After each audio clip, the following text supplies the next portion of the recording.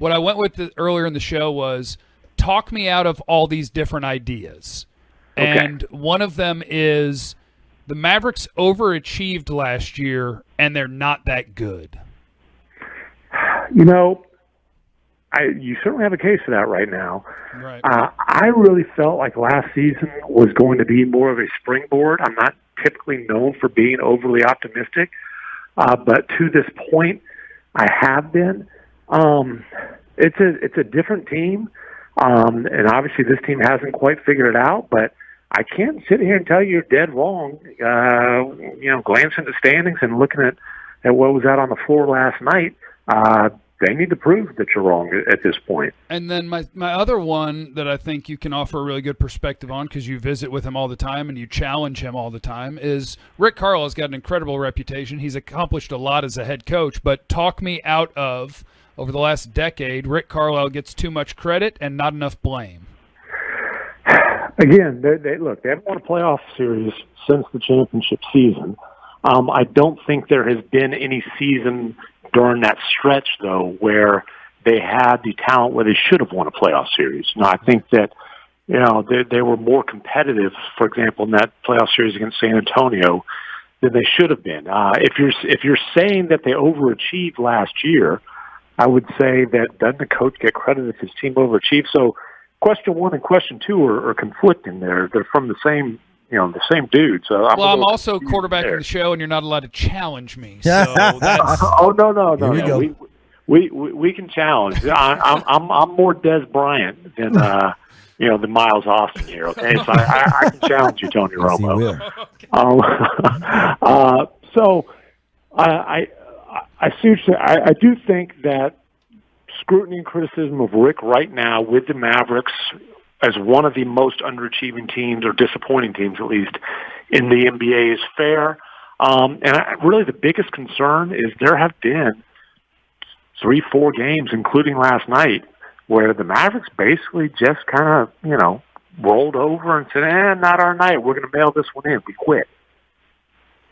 Yeah, and Tim, and I've watching these games and stuff, I want to defend Rick. I really, really do, But last night was the first time that I saw him sit down at the end of a game on the bench. And I was wondering, I was trying to put myself in his shoes. And it's not something real simple to fix with this team, is it? I mean, it seems like every night it's something different, whether it's the shooting, whether it's the defense, whether it's the attention to detail, whether it's the effort. It just seems like that he's coaching from a perspective of, okay, now I have to deal with this. Now I have to deal with this. Am I reading this whole thing wrong, or is that really what it is? No, there's a whole lot of things that have gone wrong for the Mavericks, obviously, this season. And the reason that I lean more towards patience than panic is because the circumstances have been really screwy. I mean, look, the other team there have been two teams that are the most disappointing teams in the league right now, and it's the Mavericks and the Heat. Well, something those two teams have in common is their rotations were absolutely devastated by COVID. It's one thing I've discovered this season is when you have a pandemic outbreak within your rotation, it's really hard to win games in the NBA. I think we can prove that without any doubt. So I do, look, Josh Richardson has been a disappointment so far. Obviously, him getting COVID didn't help. Maxi Kleber was actually playing really well, and, he's got to get back to it. Dorian Finney-Smith, I think, is more important to this team than really anybody nationally understands. And, the difference between Dorian Finney-Smith being a 38% three-point shooter like last season and a 32% like he has been for his career, and he is again this season, it's massive. It affects the entire spacing. They need him playing well. And then, they made some, look, the Seth Curry for Josh Richardson swap I liked at the time. Okay, so I'm not going to sit here and, rip it in hindsight, because at the time I agree they had to get tougher. They had to get much better defensively. And I thought if you had Luka, you would be an elite offensive team. Well, Luka's putting up numbers, but they are far from an elite offensive team right now.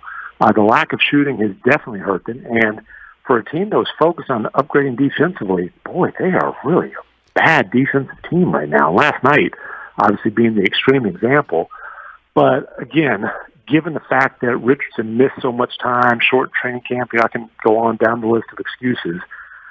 I don't want to jump to grand conclusions about this roster being a terrible fit and about that being a bad trade, so on and so forth.